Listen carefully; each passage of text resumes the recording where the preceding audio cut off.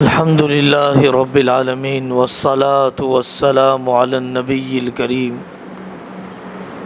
وعلى آله وأصحابه أجمعين أما بعد أعوذ بالله من الشيطان الرجيم بسم الله الرحمن الرحيم ادع إلى سبيل ربك بالحكمة والموعظة الحسنة وجادلهم بالتي هي أحسن صدق اللہ العظیم۔ میرے عزیزو، بہت سی باتیں ہیں جو اس موقع پر آپ حضرات کی خدمت میں رکھی جا رہی ہیں۔ گناہ کا نقصان، گناہ کے زہریلے اثرات آدمی کے جسم پر، آدمی کے دل اور روح پر، انسان کے گناہ کے اثرات دنیا کے بدلنے والے حالات پر، انسان کے گناہ کے اثرات نظر آنے والے چرند اور پرند پر۔ گناہ بے اثر نہیں رہتا ہے، نیکی بھی بے اثر نہیں رہتی ہے۔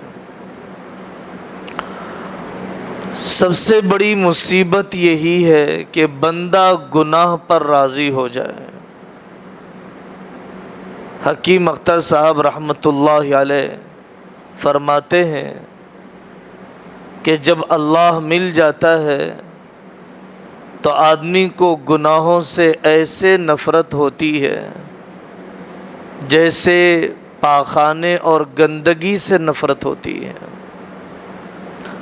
دعاؤں میں مانگا گیا، کرہ الینا الکفر والفسوق والعصیان، اے اللہ گناہ کی نفرت بٹھا دیجئے دل میں۔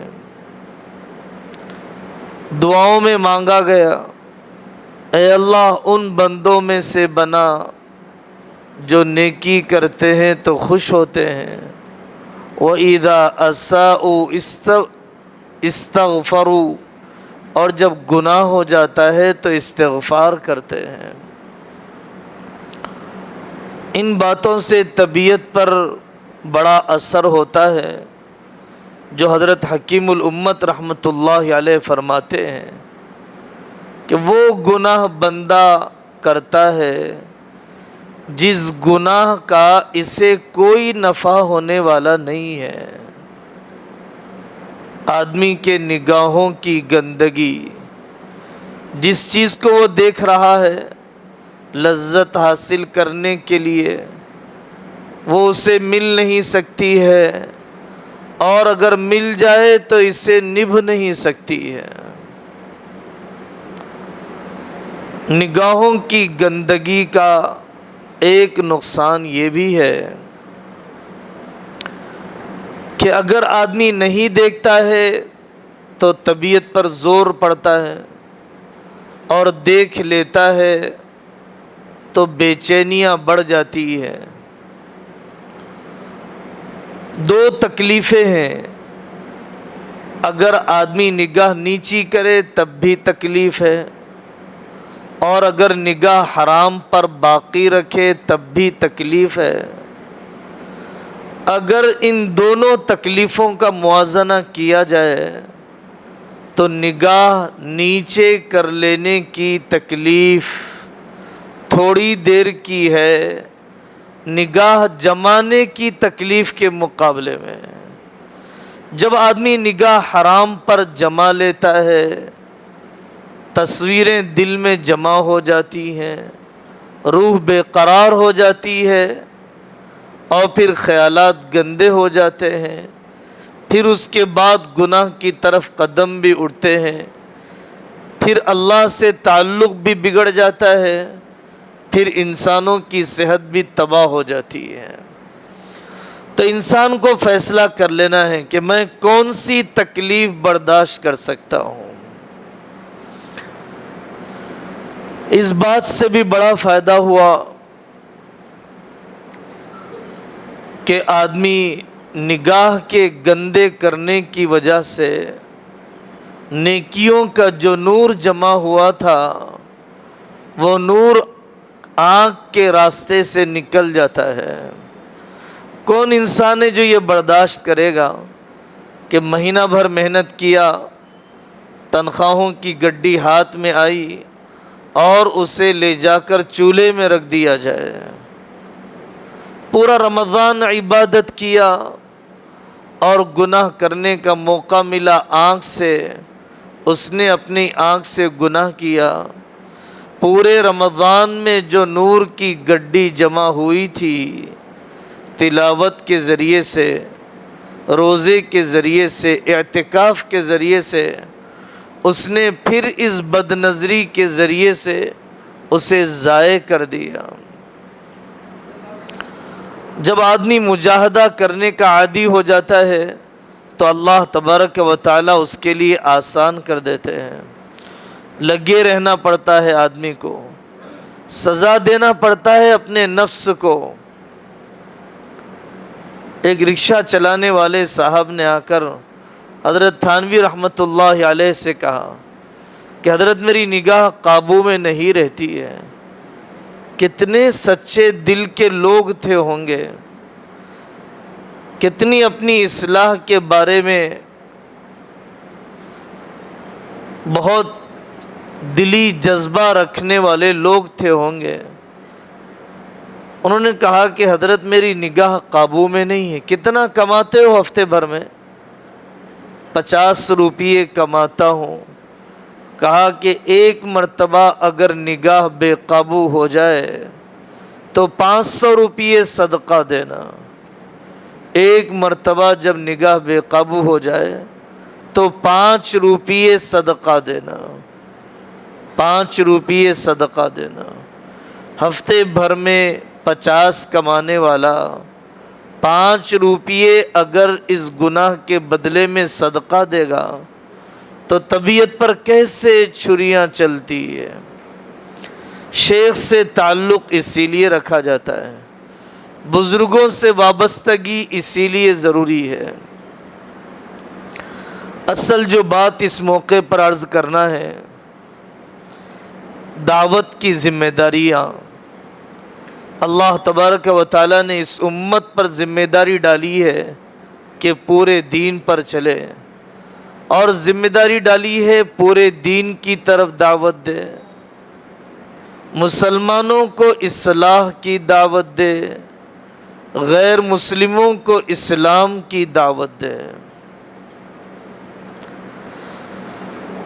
اپنی عبادت کرنے سے اس امت کی ذمہ داری پوری نہیں ہوگی۔ اس ذمہ داری کا احساس صحابہ کو اتنا ہے کہ حضرت ربیعی ابن عامر رضی اللہ عنہ سے رستم کے دربار میں پوچھا گیا، کیوں آئے ہو؟ حضرت علی میاں فرماتے تھے، انہوں نے یہ نہیں کہا کہ غریب علاقے سے آیا ہوں، پیسے کمانا چاہتا ہوں، تنگ دست علاقے سے آیا ہوں، تم سے سواریوں کی بھیک لینا چاہتا ہوں۔ حضرت ربیع ابن عامر رضی اللہ عنہ نے فرمایا، اللہ ابتعثنا، آیا نہیں ہوں، اللہ نے بھیجا ہے اور بڑی ذمہ داری دے کر بھیجا ہے، چیزوں کی بندگی سے نکال کر اللہ کی بندگی کی طرف لانے کے لیے۔ اس ذمہ داری کا احساس، میں تاجر بعد میں سے ہوں، پہلے دین کا داعی ہوں، میں ڈاکٹر انجینئر بعد میں ہوں، پہلے دین کا داعی ہوں۔ داعیانہ جذبہ دل سے نکل جانا اس وقت ہماری سب سے بڑی بیماری ہے۔ اللہ کی مدد کے لینے کا سب سے پہلا قدم اسلام کی طرف دعوت دینا، اصلاح کی طرف دعوت دینا ہے۔ حضرت رسول اللہ صلی اللہ علیہ وسلم نے بڑی عجیب مثال دی ہے۔ حضرت علی میاں فرماتے ہیں کہ یہ مثال بھی ایک معجزہ ہے کہ ایک آدمی خشک علاقے میں، ریگستانی علاقے میں رہتا ہے اور مثال دے رہا ہے سمندر میں کشتی کی، کہ کچھ لوگ اگر یہ سوچنے لگ جائیں کہ اوپر بار بار جانے سے پانی کے لیے اوپر والوں کو تکلیف ہوتی ہے، اس لیے ہم نیچے ہی سوراخ کر لیں، پانی یہیں سے لے لیں، تو پھر نیچے کے منزلے والے بھی ڈوب جائیں گے، اوپر کے منزلے والے بھی ڈوب جائیں گے۔ بار بار گشت میں جانے سے، بار بار لوگوں کو سمجھانے سے، حکمت سے بولنے کے باوجود بھی پتہ نہیں یہ ناراض ہو جائیں گے، پتہ نہیں ہم سے بدک جائیں گے، یہ جذبہ رکھنے والا خود بھی ڈوب رہا ہے اور جن کو وہ دعوت نہیں دیتا ہے ان کو بھی وہ ڈبو رہا ہے۔ قرآن کریم میں بنی اسرائیل کا واقعہ ہے جن کو اللہ تعالیٰ نے منع کیا تھا کہ ہفتے کے دن شکار نہ کیا جائے۔ ایک گناہ ہفتے کے دن شکار کرنا، ایک گناہ ہفتے کے دن شکار کرنا، اللہ جل جلالہ عما نوالہ نے منع کر دیا، پھر بھی وہ لوگ جمعہ کے دن گڑھے کھود دیا کرتے، جالے ڈال دیا کرتے، اتوار کے دن نکال لیا کرتے، چال بازی کا ایک طریقہ۔ تو اللہ تبارک و تعالیٰ نے تین قسم کے لوگ تھے، ایک قوم تو وہ تھی جنہوں نے گناہ سے روکا، ایسا نہ کرو ایسا نہ کرو، اور دوسری قوم تھی جو خود کرنے لگ گئی، تیسری قوم تھی جو خاموش تھی، ہمیں کیا کرنا ہے انہیں۔ وَإِذْ قَالَتْ أُمَّةٌ مِّنْهُمْ لِمَ تَعِظُونَ قَوْمًا اللَّهُ مُعَذِّبُهُمْ لِمَ تَعِظُونَ قَوْمًا اللَّهُ مُهْلِكُهُمْ أَوْ مُعَذِّبُهُمْ عَذَابًا شَدِيدًا، اس قوم کو آپ کیوں روک رہے ہیں، ان پر عذاب آ کر رہے گا۔ ان دعوت دینے والوں نے کہا کہ اگر ہم دعوت نہیں دیں گے ہم اللہ کے یہاں معذور نہیں قرار دیے جائیں گے۔ قالوا معذرة الى ربكم ولعلهم يتقون، ہم اللہ کے یہاں معذور بننا چاہتے ہیں، اللہ کے یہاں ہم گرفت سے بچنا چاہتے ہیں۔ اس ذمہ داری کا احساس مسلمانوں میں اصلاح فرائض کی طرف بھی دعوت دی جاتی ہے، نماز کی طرف، روزے کی طرف، حج کی طرف، شرعی پردے کی طرف، ملک کے اندر رہتے ہوئے ذمہ داریوں کا نبھانا دعوت سیکھنے کی چیز ہے۔ ادعو الی سبیل ربک بالحکمت، پہلے موقع شناسی، موقع دیکھا جاتا ہے، پھر اس کے بعد بات کہی جاتی ہے۔ وہاں الیاس صاحب رحمۃ اللہ علیہ فرمایا کرتے تھے، منکرات لوگوں کے محبوبات بن چکے ہیں، کسی کے محبوب کو چھیڑو گے تو فتنہ ہوگا، کسی کے محبوب اور چہیتی چیز کو چھیڑو گے تو فتنہ ہوگا۔ کتنا انتظار کرنا پڑتا ہے انسانوں کے بدلنے کے لیے۔ حج کا مہینہ کیلنڈر بدل دیا تھا کفار قریش نے، جب جی چاہتا تھا حج کیا کرتے تھے، جس مہینے میں چاہتے حج کا اعلان کر دیتے۔ حضرت رسول اللہ صلی اللہ علیہ وسلم نے ذوالحجہ کا مہینہ اپنی جگہ پر آ جائے، اس کے لیے آپ نے 20 سال کا انتظار کیا، 20 سال کا انتظار کیا۔ ایک ہفتہ پہلے نماز پڑھنا شروع کر دیا، اپنی بیوی پہ ڈنڈا چلانا شروع کر دیتا ہے، نماز کیوں نہیں پڑھتی ہے، نماز کیوں نہیں پڑھتی ہے۔ جلد بازی تربیت میں زبردست نقصان پہنچانے والی چیز ہے۔ بھوپال میں ایک بہت بڑے عالم اور بزرگ ہوا کرتے تھے، ان کا نام تھا مولانا عمران خان صاحب ازہری رحمۃ اللہ علیہ۔ وہ اپنے گھر میں بیٹھے ہوئے تھے، سامنے کے گھر میں دیکھا کہ بیوی شوہر میں لڑائی ہو گئی اور شوہر یہ کہتے ہوئے جا رہا ہے میں تیرا معاملہ قاضی صاحب کے پاس رکھوں گا۔ وہاں عمران خان صاحب ازہری رحمۃ اللہ بلایا، ادھر آؤ بیٹا ادھر آؤ، کیا بات ہو گئی، ادھر آؤ۔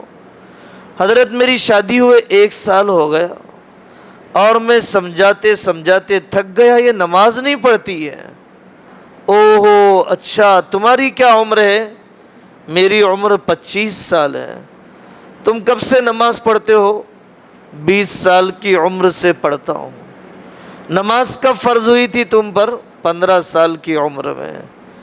تمہارے نمازی بننے کے لیے 5 سال لگ گئے، تمہارے نمازی بننے کے لیے 5 سال لگ گئے۔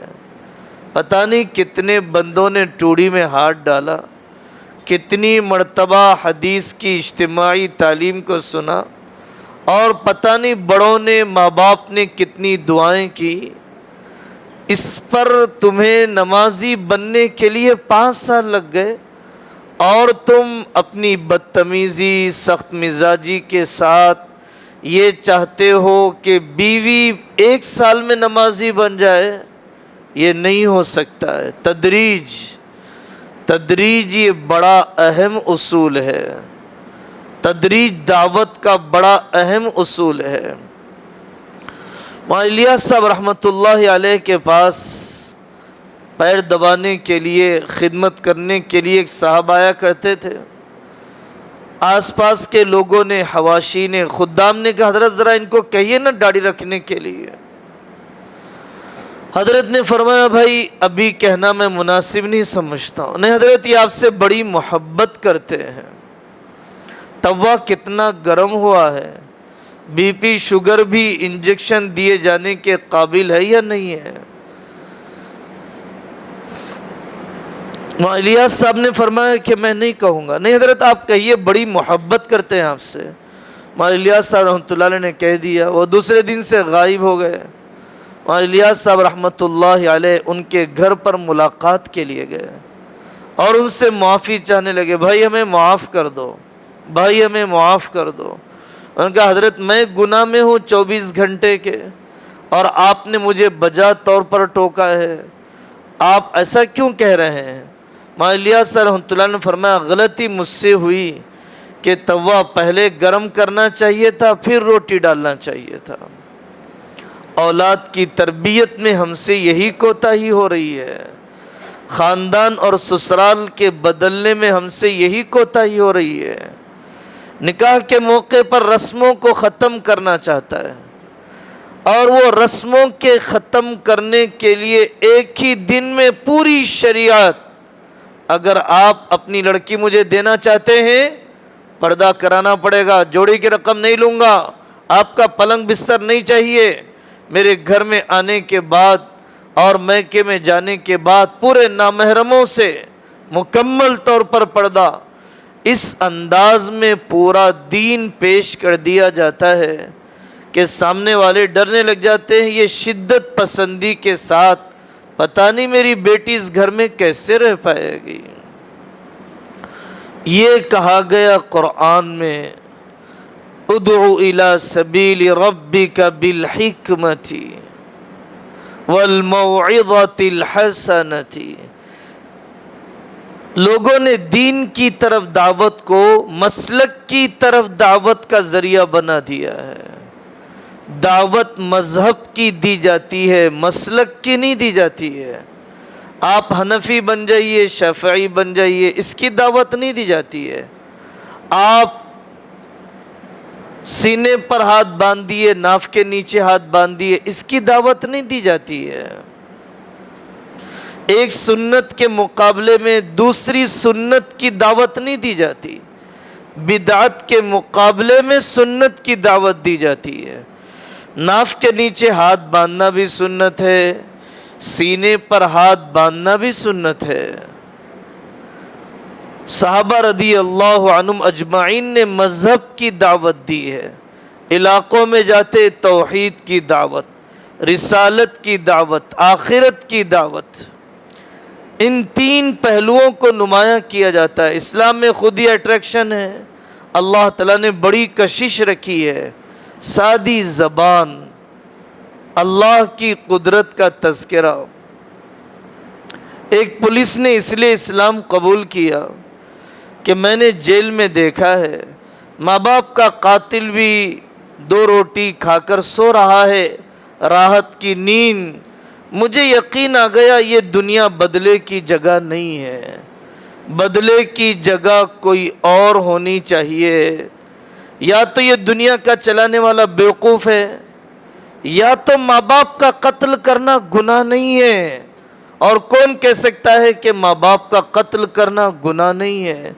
اور جب یہ گناہ ہے تو سزا کیوں نہیں دی جا رہی ہے؟ یہ تو جیل میں اچھی طرح کھا پی کے سو رہا ہے۔ اب مجھے سمجھ میں آیا کہ بدلے کی جگہ دنیا نہیں آخرت ہے، دنیا نہیں آخرت ہے۔ آخرت کو بولتے ہوئے جھجکنا نہیں چاہیے، قبر کو بولتے ہوئے موقع محل کے اعتبار سے آدمی کو پیچھے نہیں ہٹنا چاہیے۔ اس کے اندر خود ہی تاثیر ہے، اس کے اندر خود ہی تاثیر ہے۔ جیسے پیٹ کھانے کی جگہ ہے، اگر اس میں کھانا آ جائے، سوکھی روٹی بھی آ جائے تو سکون مل جاتا ہے، لیکن آدمی سونا نہیں، سونے کا ٹکڑا ڈال دے اس پیٹ میں، پیٹ بے قرار ہو جاتا ہے، کیسے موشنز لگ جاتے ہیں کہ چبھن پیٹ میں ہو رہی ہے۔ سونا ڈالا ہے، سونا، کڑک روٹی نہیں، سوکھی روٹی نہیں، یہ پیٹ سونے کی جگہ نہیں ہے، سوکھی روٹی کی جگہ ہے۔ یہ دل 7 زمین آسمان کے خزانوں کی جگہ نہیں ہے، اللہ کی محبت کی جگہ ہے، اللہ کی محبت کی جگہ ہے۔ اس دل میں سارے خزانے آ جائیں، ساری لیلائیں آ جائیں، اللہ کی محبت نہ آئے، اس دل کو کبھی چین نہیں مل سکتا، کبھی چین نہیں مل سکتا۔ دل بنا ہی ہے اللہ کی محبت کے لیے۔ الا بذکر اللہ تطمئن القلوب۔ دعوت دینے کے لیے ضروری نہیں ہے میں پہلے سدھر جاؤں، یہ بہت زبردست دھوکہ ہے، یہ زبردست دھوکہ ہے۔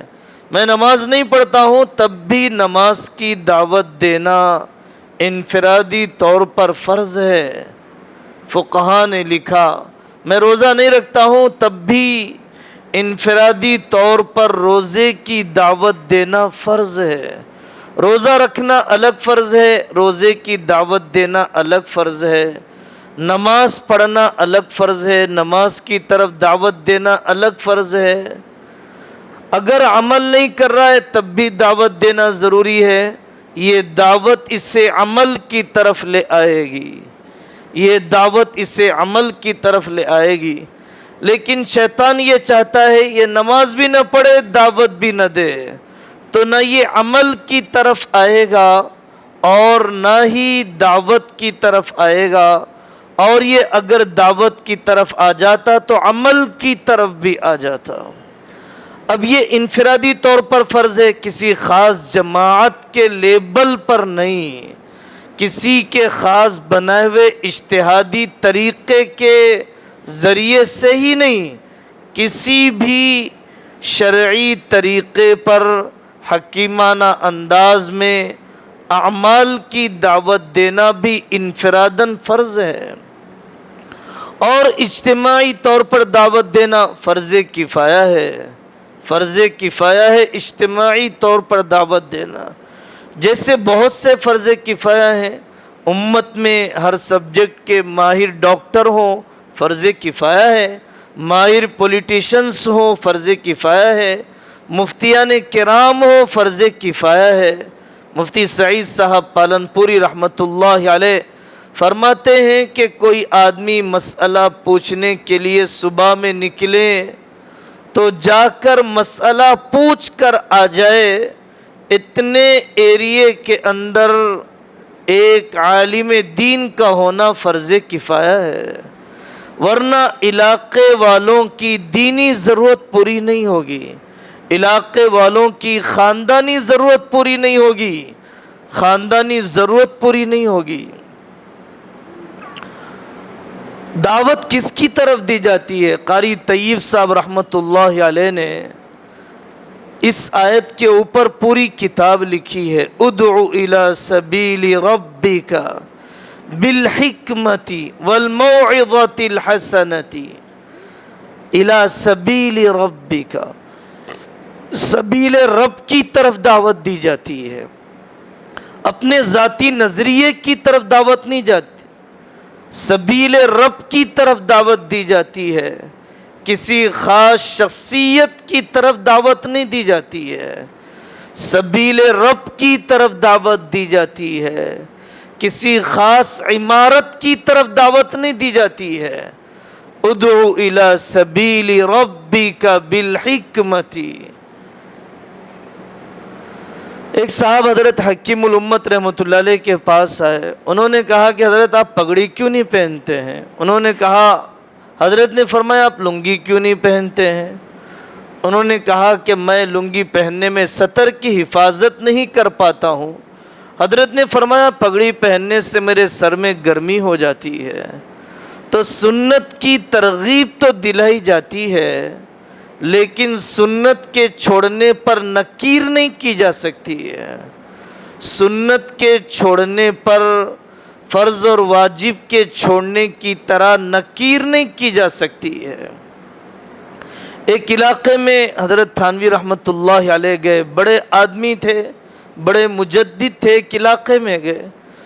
مولانا عبد الباری ندوی رحمۃ اللہ علیہ نے نقل فرمایا، دعوت سیکھی جاتی ہے، عمل سے سیکھی جاتی ہے، صحبت سے سیکھی جاتی ہے۔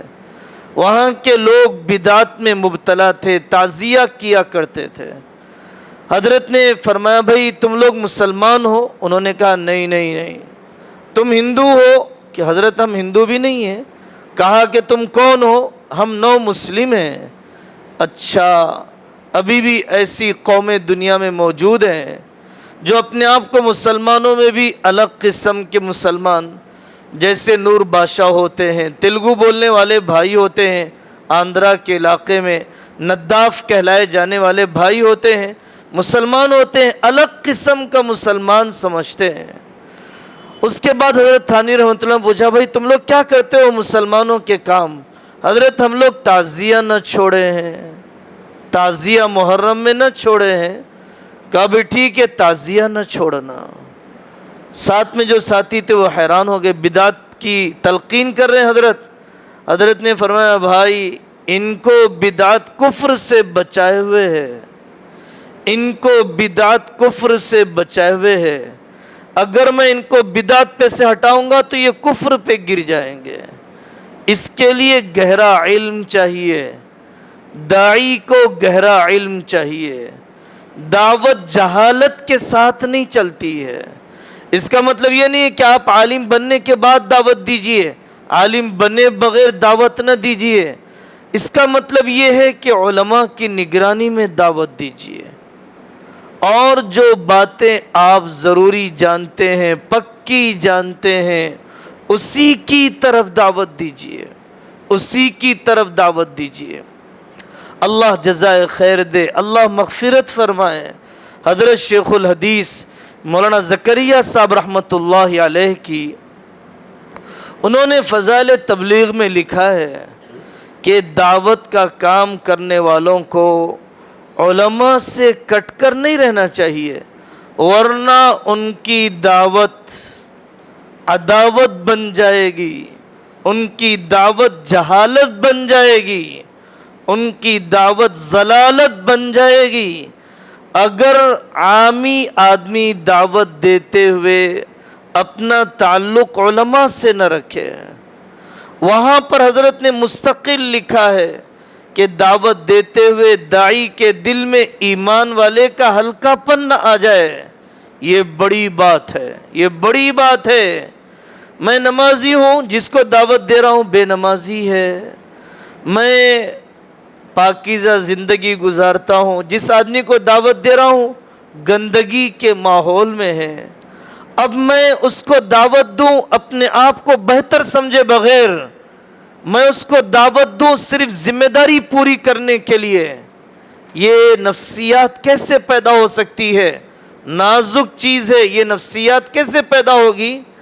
یہ ایسے پیدا ہوگی کہ میں یہ سوچتے ہوئے دعوت دوں کہ آج تو میں کرسی پر ہوں، منبر پر ہوں اور یہ گناہ کے ماحول میں ہے، اللہ نہ کرے زندگی کے آخری لمحات ہو اور وہ جو گناہ کے ماحول میں ہے منبر پر آ جائے اور جو منبر پر ہے وہ گناہ کی گندگی میں چلا جائے۔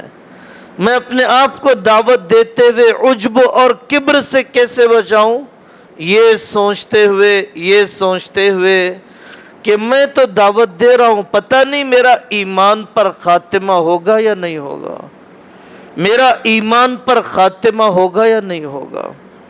دعوت دیتے ہوئے میرے اندر کبر پیدا نہ ہو، عجب پیدا نہ ہو۔ تیسرا طریقہ حضرت حکیم الامت رحمت اللہ علیہ فرماتے ہیں، ایسا سمجھے جیسے کہ میں ایک پوسٹ مین ہوں اور میں ایک کا خط دوسرے تک پہنچا رہا ہوں، اللہ کا پیغام ہے جو بندے تک پہنچا رہا ہوں، اس سے بڑی میری کوئی حیثیت نہیں ہے۔ چوتھا طریقہ یہ ہے کہ شہزادے نے چوری کی اور مہتر سے کہا گیا کہ بادشاہ کے بیٹے کو کوڑے لگاؤ، تو مہتر کوڑے لگا رہا ہے، شہزادے کو کبھی خیال نہیں آتا کہ میں اس سے بہتر ہوں، یہی مجھ سے بہتر ہے اگر یہ گناہ نہ کرتا۔ جیسے ہیرے کو کیچڑ سے نکال کر دھویا جاتا ہے اور آدمی دھوتے ہوئے ہیرے کی قیمت کو بھولتا نہیں ہے، یہ اعلیٰ نیت، یہ ستھری نیت جتنی داعی کے اندر ہوتی ہے اتنی ہی دعوت مؤثر بن جاتی ہے۔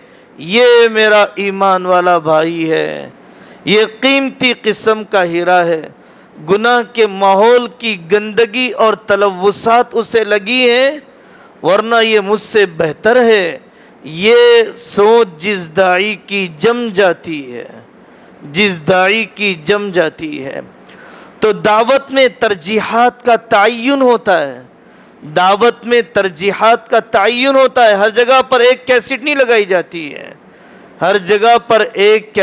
لگائی جاتی ہے، فرائض ہے، واجبات ہے، ارکان ہیں، شعائر ہے، سنتیں ہیں، مستحبات ہیں، مکروہ ہے، حرام ہے۔ ترجیحات کا تعین۔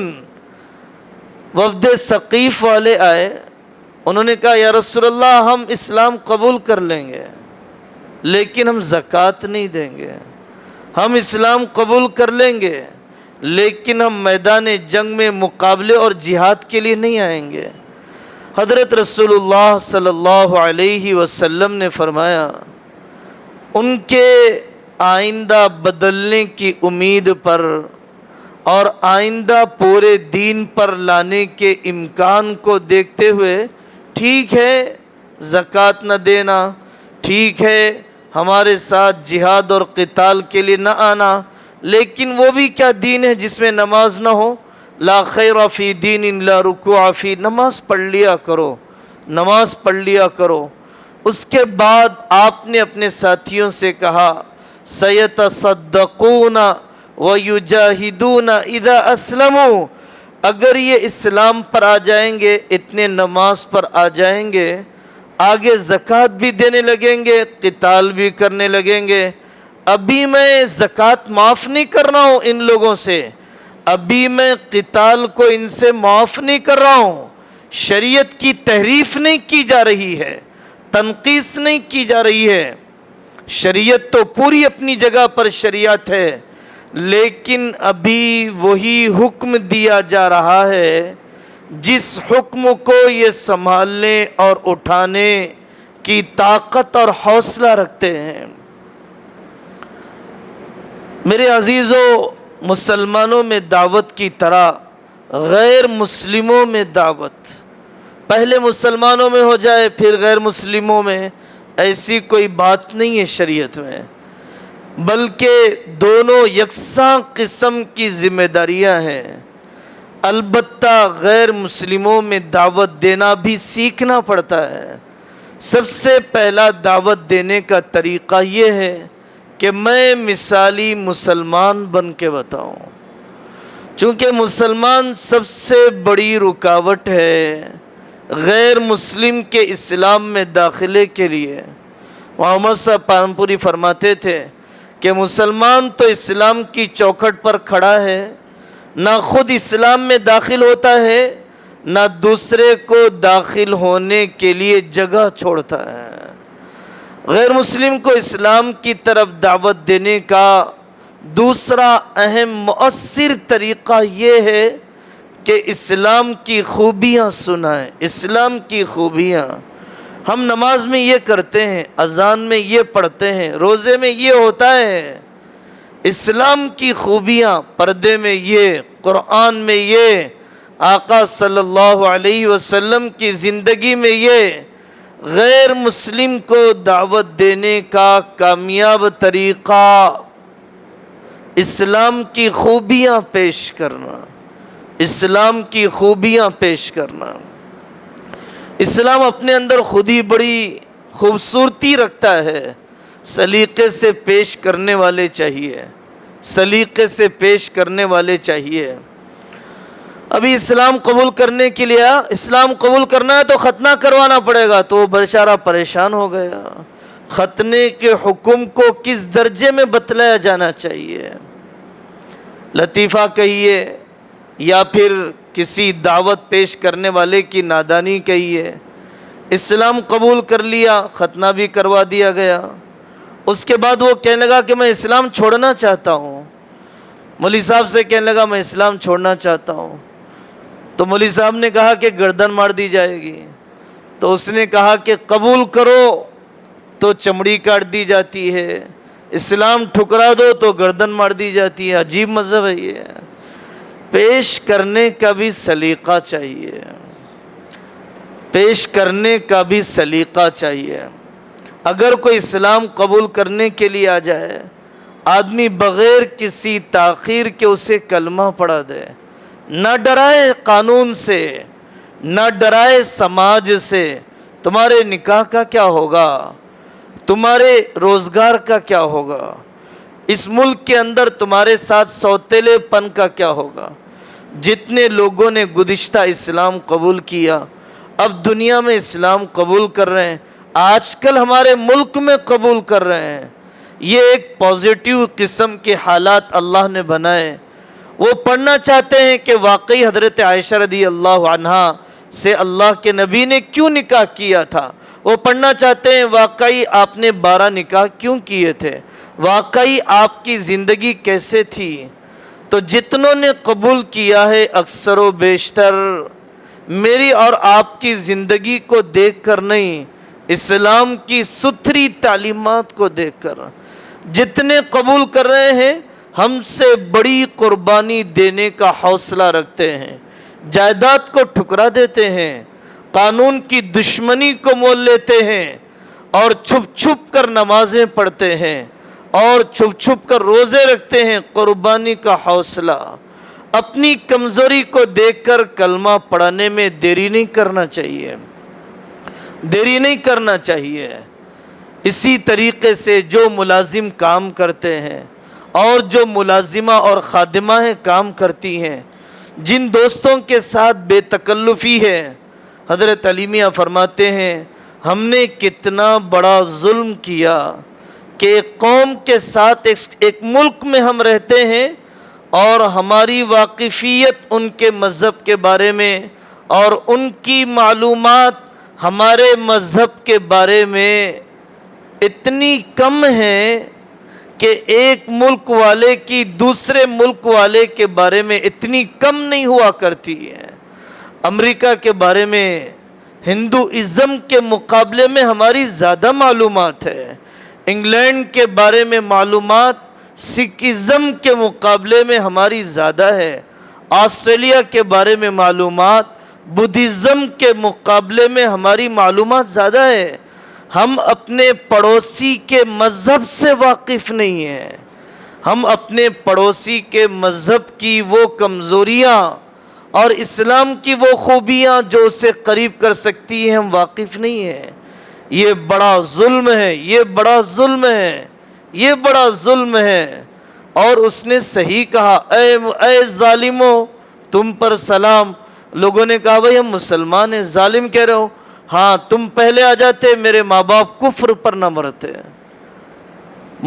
دل میں درد تو ہونا چاہیے کہ کیسے موقع سے میں اسے اسلام سے قریب کر سکتا ہوں، کوئی بھدا انداز نہ ہو، بھونڈا انداز نہ ہو۔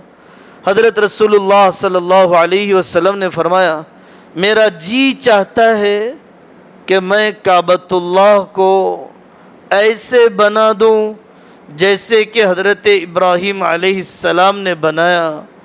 2 دروازے تھے، دونوں دروازے زمین سے لگے ہوئے، اور اسی طریقے سے حطیم کا حصہ کعبۃ اللہ کے اندر تھا۔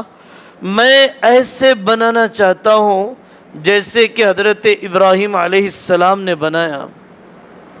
یہ تو مال کی کمی کی وجہ سے بجائے 2 دروازوں کے 1 دروازہ، اور بجائے حطیم کو اندر کرنے کے باہر، اور ہر ایک کو جانے کا موقع نہ ملے، اس لیے دروازے کو زمین سے اونچا کر دیا۔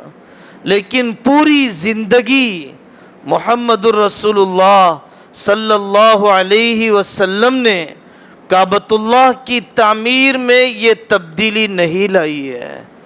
اور آپ نے فرمایا، اگر میری قوم کے فتنے میں پڑنے کا اندیشہ نہ ہوتا، اگر میری قوم کے فتنے میں پڑنے کا اندیشہ نہ ہوتا، تو پھر میں کعبۃ اللہ کو توڑ کر ایسے بناتا جیسے کہ حضرت ابراہیم علیہ السلام نے بنایا ہے۔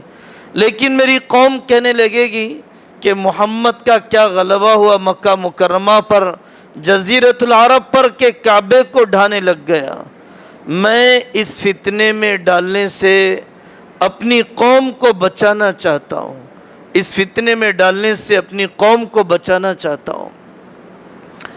دعوت دینے میں اور غیر مسلموں کے ساتھ اختلاط میں اس زمانے کے اندر بڑی بے احتیاطیاں ہیں، بڑی بے احتیاطیاں ہیں، اچھی طرح سمجھنے کی ضرورت ہے۔ غیر مسلموں سے تعلقات کے حدود، غیر مسلموں سے تعلقات کے حدود، کس نے منع کیا آپ کو بیماری میں عیادت کرنے کے لیے جانے سے؟ جتنی حدیثیں ہیں بیمار کی عیادت پر فضائل بتلانے والی، وہ آپ کے غیر مسلم پڑوسی کے بارے میں بھی ہے، غیر مسلم دوست کے بارے میں بھی ہے۔ دواخانوں میں غیر مسلم کی مزاج پرسی ایک موقع ہے، لیکن یہ کام ہم سے نہیں ہوتا ہے۔ غیر مسلموں کے جنازے میں شرکت کرنا الگ ہے، کندھا دینا الگ ہے، جلانے میں تعاون کرنا الگ ہے۔ یہ نہیں پرسہ دینا، کھانا بھیجنا، غم کا اظہار کرنا، اللہ تمہارا بھلا کر دے، اللہ تمہیں بہتر بدلہ عطا فرما دے، یہ دعا تو دی جا سکتی ہے، یہ دعا تو دی جا سکتی ہے۔ جو کرنے کے کام ہیں وہ کرنے چاہیے، تو جو نہیں کرنے کے کام ہیں اس سے بچنے کا موقع ملتا ہے۔ لوگ پوچھتے ہیں کہ کرسمس کے موقع پر کیا ہم مبارکبادی دے سکتے ہیں؟ کیا ہم دیپاولی کے موقع پر کیا ہم مبارکبادی دے سکتے ہیں؟ وہ تو ہمیں مبارکبادی بھیجتے ہیں، ہم کیوں نہیں بھیج سکتے ہیں؟ مسئلہ یہی ہے کہ وہاں پر کروڑوں خدا ہے، ایک اور خدا صحیح، لیکن ہمارے پاس توحید کے مقابلے میں کوئی اور شرک کا وہم بھی قابل برداشت نہیں ہے، کفر کی بو بھی قابل برداشت نہیں ہے۔ چونکہ جتنے ہمارے ہندو بھائیوں کے تہوار ہیں، ان سارے تہواروں کا کسی نہ کسی خدا سے تعلق ہے، اور وش کرنے والا، مبارکبادی دینے والا، گویا وہ اس خدا کی خدائی پر راضی ہو گیا ہے، خدا کی خدائی کا اعتراف کر رہا ہے۔ بعض عیدیں ہیں جو فصل کی کٹائی پر منائی جاتی ہیں، بعض عیدیں ہیں جو بارش کے برسنے پر منائی جاتی ہیں، بعض عیدیں ہیں جو گھروں میں غلہ لانے کے بعد منائی جاتی ہیں۔ تو اس وقت کے خدا کو وہ لوگ یاد کرتے ہیں، اور اس وقت کے خدا کو لے کر وہ لوگ مبارکبادی دیتے ہیں. جیسے میری کرسمس میں حضرت مریم علیہ السلام کو خدا مانتے ہوئے حضرت مریم علیہ السلام کو لے کر یہ لوگ علیہ السلام کو لے کر یہ لوگ مبارکبادی دیتے ہیں. اگر میں بھی کرسمس پر مبارکبادی دینے لگ جاؤں انہی الفاظ میں جیسے کہ وہ دیتے ہیں تو گویا میں بھی حضرت مریم علیہ السلام کو خدا مان رہا ہوں اور خدا ماننے پر میں راضی ہو چکا ہوں. اس کی اجازت نہیں ہے، اس کی اجازت نہیں ہے. تو یہ حساس موقع ہے کہ آپ انسانیت کا بھی احترام کریں، اپنی توحید کو بھی بچائیں. یہ حساس موقع ہے کہ آپ اپنے کمپنی میں کام کرنے والے دوست کی خوشیوں میں، جائز خوشیوں میں حصہ بھی لیں اور توحید کو متاثر کرنے والی بات نہ کہہ دیں. آپ نے دیکھا کورونا کے زمانے مسافہ کرنے کے لیے تیار نہیں ہے. کیوں صاحب؟ کورونا لگ جائے گا، الرجی ہو جائے گی مجھے، اس لیے میں اپنا ہاتھ آپ کے ہاتھ میں نہیں دے سکتا ہوں، میری چمڑی سینسیٹیو ہے. آدمی کہہ سکتا ہے آپ میری بہن ہیں، آپ میرے ساتھ کام کرنے والی پڑھنے والی بہن ہیں، آپ میرے انسانی بھائی ہیں، حضرت آدم کی اولاد سے ہم سب، لیکن میرا ہاتھ نامحرم کے ہاتھ میں نہیں جاتا ہے. اس کا مطلب یہ نہیں کہ میں آپ کا احترام کرتا ہوں میں، لیکن میرے اللہ کا حکم ہے آپ میری شریعت کا بھی رسپیکٹ کیجئے، میں آپ کو بھی رسپیکٹ دینے کے لیے تیار ہوں. آپ میرے نظریات کا بھی احترام کیجئے، میں آپ کے نظریات کا بھی احترام کرنے کے لیے تیار ہوں. ہمیں اس طرح کی پکی سمجھ لانے کی ضرورت ہے، پکی سمجھ لانے کی ضرورت ہے، ورنہ یہ دراڑیں ہمیں بہت نقصان پہنچانے والی ہیں.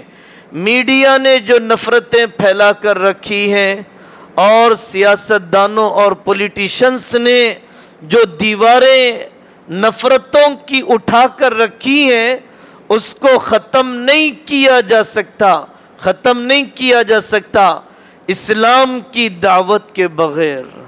انسانیت پر پورے ملک کو جمع کیے بغیر، انسانیت پر پورے ملک کو جمع کیے بغیر. اچھی طرح یاد رکھنا چاہیے کہ غیر مسلموں کو دعوت دیتے ہوئے یہ نہیں کہا جائے گا کہ سب کا خدا ایک ہے، مذہب الگ الگ ہے، سب کا راستہ الگ ہے، سب کی منزل ایک ہی ہے، سب کو جنت میں جانا ہے.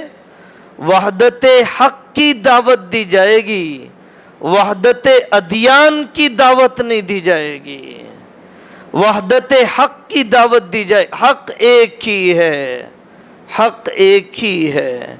ایک آدمی خدا کا جسم مانتا ہے، ایک آدمی خدا کا جسم نہیں مانتا. یہ دونوں کی منزل ایک کیسے ہو سکتی ہے؟ ایک آدمی خدا کی بیوی مانتا ہے، ایک آدمی خدا کی بیوی ماننا سب سے بڑی گالی سمجھتا ہے. یہ دونوں کی منزل ایک نہیں ہے. ایک آدمی خدا کی اولاد سمجھتا ہے، ایک آدمی خدا کی اولاد ہرگز ماننے کے لیے تیار نہیں ہے. ایک آدمی یہ کہتا ہے کہ خدا درخت میں آیا، پتھر میں آیا، پہاڑ میں آیا، مورتیوں میں آیا، اور ایک آدمی یہ کہتا ہے کہ اللہ کہیں حلول نہیں کر سکتا. یہ دونوں عقیدے ایک نہیں ہیں، یہ دونوں عقیدے ایک نہیں ہو سکتے ہیں. کفر اور شرک میں بہت زیادہ فرق ہے، مشرق اور مغرب کے فرق سے بھی زیادہ. دعوت دیتے ہوئے ہماری زبان اس طرح پھسل نہ جائے، ہماری زبان اس طرح پھسل نہ جائے کہ ہم سچائی تو ایک ہی ہے، ہم سب سچائی والے ہی ہیں، نام الگ الگ ہیں. ایسا نہیں کہا جا سکتا ہے. سچائی ایک ہے. یا تو قرآن سچا ہے، یا تو بائبل سچا ہے، یا تو توریت سچی ہے، یا تو زبور سچی ہے، یا تو گیتا مہابھارت سچی ہے. سچائی تو کوئی ایک ہی ہے. میں آپ سے نہیں کہہ رہا ہوں کہ میں سچا ہوں، لیکن میں آپ سے کہہ رہا ہوں کہ آپ تحقیق کریں، آپ تحقیق کریں کہ سچائی کون سی ہے، کون سی کتاب محفوظ رہ گئی ہے اور کون سی کتاب اس قابل ہے کہ زندگی کا دستور بنایا جائے، اور کون سے نبی ایسے ہیں کہ جن کی زندگی کا ہر لمحہ اللہ جل جلالہ عم نوالہ نے محفوظ رکھا تاکہ آنے والی انسانیت کو عمل کرنے کے لیے نمونہ اور آئیڈیل باقی رہ جائے۔ غیر مسلموں کو دعوت دینے میں رکاوٹ آ جاتی ہے، کبھی پرساد پیش کر دیتے ہیں، چڑھاوا پیش کر دیتے ہیں۔ چڑھاوا نہیں کھایا جا سکتا ہے، پرساد نہیں کھایا جا سکتا ہے، پیک کی ہوئی مٹھائیاں ہیں، چڑھاوے کے بغیر کی مٹھائیاں ہیں، اسے کھایا جا سکتا ہے۔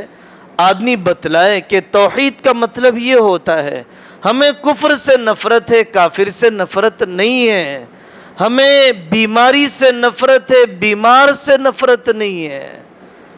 یہ کفر اور کافر کا فرق، اور بیماری اور بیمار کا فرق، مرض اور مریض کا فرق۔ بیماری سے نفرت کرنا ضروری ہے بیماری سے بچنے کے لیے، اور بیمار پر شفقت کرنا ضروری ہے بیمار کا علاج کرنے کے لیے۔ جو نفرت بیماری سے ہے وہ نفرت اگر بیمار سے کر دی جائے تو پھر بیمار کا علاج کون کرے گا؟ اور جو جتنی سخت بیماری میں ہوتا ہے، آپ نے آئی سی یو کے پیشنٹ کو دیکھا، ڈاکٹر کتنی خدمت کرتے ہیں، کپڑے بدلنے، استنجا صاف کرنے، ایک ایک اس کے عضو کو ایکٹیو کرنے کے لیے کس کس طریقے سے انجیکشنز اور دوائیں۔ ایک ایک بہت زیادہ کمزور بیمار، جو جتنا سخت بیمار وہ اتنا محبت اور شفقت کا پیاسا، جو جتنے گندے گناہ اور بیماری میں ہیں روحانی اعتبار سے وہ اتنا شفقت کا محتاج ہے۔ آخری بات، جب صبر ختم ہو جاتا ہے دعوت کی گاڑی کا پٹرول ختم ہو جاتا ہے۔ جب صبر ختم ہو جاتا ہے دعوت کی گاڑی کا پٹرول ختم ہو جاتا ہے۔ ادفع باللتی ہی احسن فاذا الذی بینک وبینہ عداوۃ کأنہ ولی حمیم۔ صبر ہے، صبر ہے، صبر ہے۔ ابو سفیان پر صبر ہے، وحشی پر صبر ہے، اور ہندہ پر صبر ہے، حبیرہ پر صبر ہے۔ صبر کے بغیر داعی اپنے مشن میں کامیاب نہیں ہو سکتا، یک طرفہ صبر کے بغیر کامیاب نہیں ہو سکتا۔ اللہ تبارک و تعالی ہمیں سچا داعی بننے کی توفیق عطا فرمائے، ہماری اپنی زندگیاں بدل لے اور دوسروں کی زندگیاں بدلنے کا پروردگار عالم فیصلہ فرما دے۔ بانجھ بن کر مرنے، بے اثر اور بے فیض مرنے سے اللہ تعالی ہم سب کو پناہ عطا فرمائے۔ وآخر دعوانا ان الحمدللہ رب العالمین۔ ضرورت سے فارغ ہو جائیں، بہت تھوڑا سا وقت رہ گیا، اور جو حضرات باوضو ہیں دعا میں بیٹھ جائیں، ذکر میں بیٹھ جائیں۔ شام کا وقت بہت قیمتی ہوا کرتا ہے، کچھ فیصلہ کروا کر اللہ سے جانا ہے۔ اپنے دوستوں کی یاد دہانی کریں، کل کا وقت، آج کا وقت قیمتی ہو جائے۔ مغرب کی اوابین کے بعد انشاءاللہ آج کی مغرب عشاء سے پہلے والی نشست ہوگی۔ جمال الوجود بذكر الإله وتصفو الحياة